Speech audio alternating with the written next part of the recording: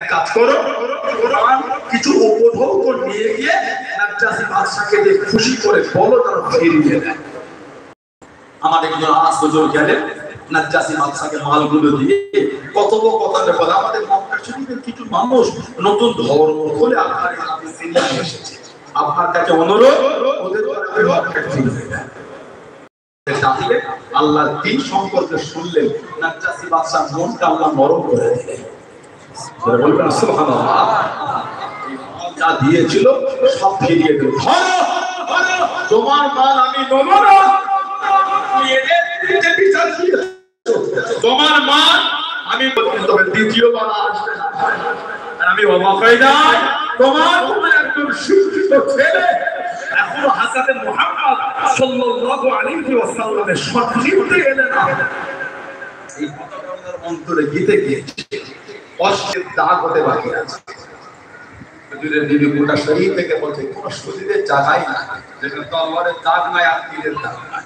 ঝরঝর করে বলছে আল্লাহর দ্বীনের জন্য যুদ্ধ করতে গিয়ে তাই তলোয়ার আর তীরের দাগ আর আঘাত, তারপর শহীদ হলাম। হুজুরের বিবি বলছে কেন মন খারাপ করে?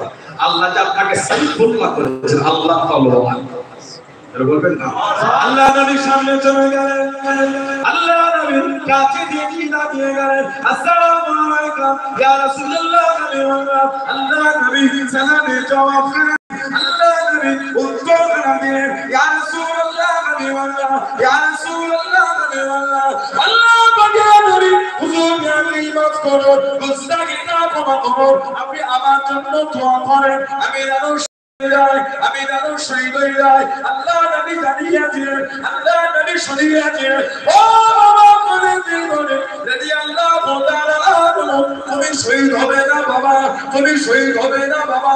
ইয়া রাসূলুল্লাহ ইয়া রাসূলুল্লাহ আল্লাহ পাকের নবী আমি অমুক সাহাবীকে জানিয়ে দিলেন বাবা তুমি শহীদ হবে, আমি অমুককে জানিয়ে দিলেন বাবা তুমি শহীদ হবে। ইয়া রাসূলুল্লাহ হুজুর আমি কেন শহীদ